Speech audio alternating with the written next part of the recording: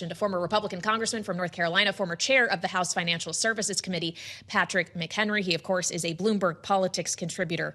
Now, always good to see you, Mr. Chairman. Welcome back to Bloomberg TV and radio. I wonder, as we see this administration pushing clearly very hard for a diplomatic resolution here, is if you see that as mostly being politically driven rather than strategically driven, and what the strategic outcomes need to be in order for the administration to be able to sell to the American electorate that this whole thing was worth it in the first place.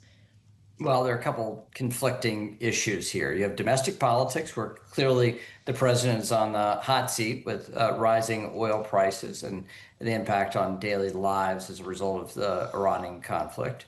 There's the international piece, which is regional, largely with Iran and its neighbors, and whether or not we can come to a satisfactory resolution here, open the strait, and return to Middle Eastern normal for the movement of commodities.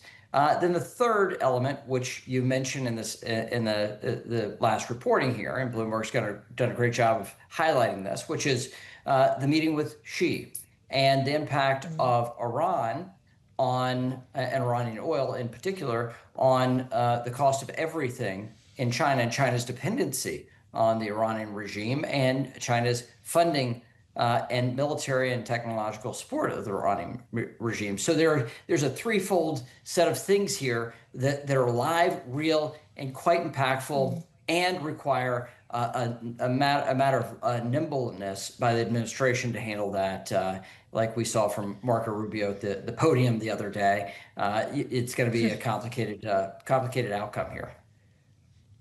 Well, of course, Marco Rubio at that podium was trying to sell Project Freedom, which has now been on pause, why it was necessary to have this defensive, what he described as a rescue effort in the Strait of Hormuz. But your former colleagues also have to defend this in their own way, maybe not at podiums, but in town halls, on the trail as they fight to keep their seats in November.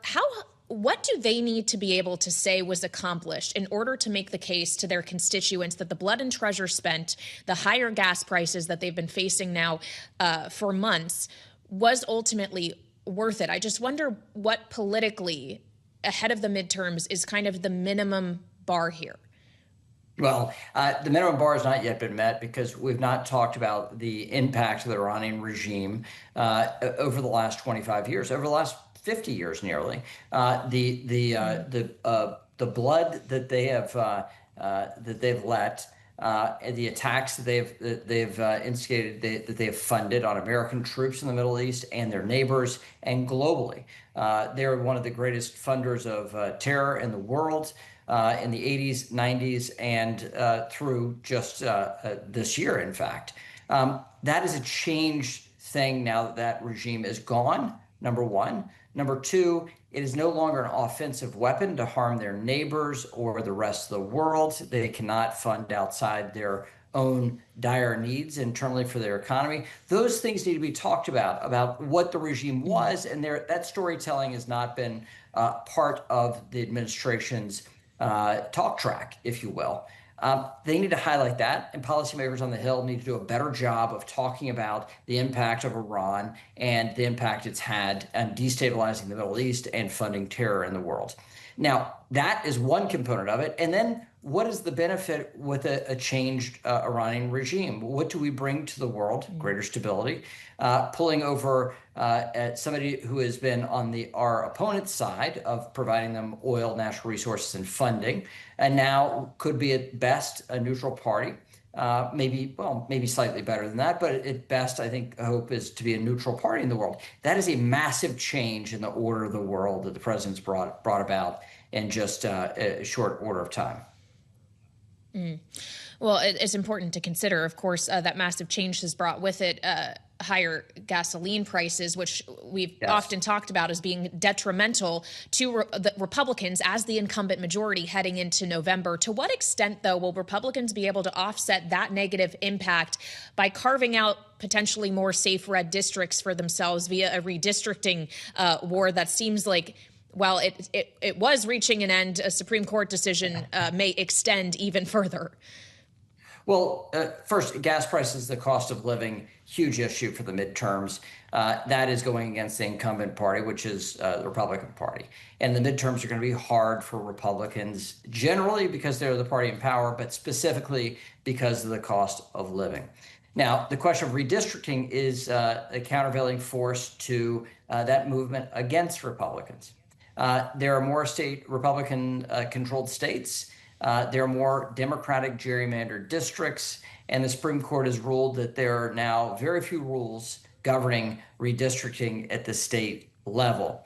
That means that you have additional Republican states trying to carve up additional districts that could benefit Republicans. Florida, just last week, bringing at least 4 new Republican districts out of that state. What we have now is a much more competitive landscape, even if the environment's bad for Republicans. That gives Republicans the opportunity to keep the U.S. House. That means that we have a very, very different midterm election, not assured for Hakeem Jeffries to become Speaker of the House anymore. Well, I wonder how we're defining safe Republican district here with some of these redraws. I got into this yesterday with Mark Short, who, of course, ran legislative affairs during the first Trump administration, served as Vice President Pence's chief of staff. This is what he told me about this whole thing. If you're basically watering down solid Republican districts to create more opportunities, you're making them R+4, R+5. If this is a real blue year where you won't be safe in an R+8 or 9 seat, and so actually you might end up losing seats by this grab, and so it seems to me that yeah, you might be chasing it in the moment, but come November, this actually could be counterproductive. We're actually making more seats competitive that Democrats could take. What say you to that, Mr. Chairman? Well, that is on the pessimistic side, I would say. If you're drawing like the state of Florida did, these districts are roughly 54, 55% or more that President Trump's number in the district. That means that they're more likely to go for the Republican than an R+3 or 4, as Mark said. His point there is when you do a narrow gerrymander like that, we call those a dummy mander, right? You think you're being super crafty and you've just made a competitive seat that will go for Democrats or your opposing party. What you see in most of these states is drawing pretty solid Republican districts. The question is the magnitude of this. If you see a massive movement against Republicans as a result of higher prices, the economic questions that we think are very, very important, Republicans will be punished. And those districts that Republicans won by 3, 4, 5 points in previous elections will be gone. So there's truth in what Mark said yesterday, but the facts of these districts are that they're more Republican than what is the likely sweep against Republicans in the midterm. And finally, can't let the former House Financial Services chair who fought hard for market structure legislation when it comes to crypto go without asking, are we actually going to see the moment in time now for the Clarity Act? We've had some optimistic conversations on this network this week. Well, look, if I'm in the prediction markets, I would say that this bill gets signed into law in the month of June or July. And I do think Senator Scott is moving ahead with a markup. He has a coalition of Republicans and hopefully Democrats that will be willing to vote for what is bipartisan policy that we've crafted over the last 7 years that I started 7 years ago in the House of Representatives. So I'm bullish on the opportunity to see sound law, for us to have a permanent new market structure for crypto, and for America to emerge as the crypto capital of the world. Very optimistic. All right.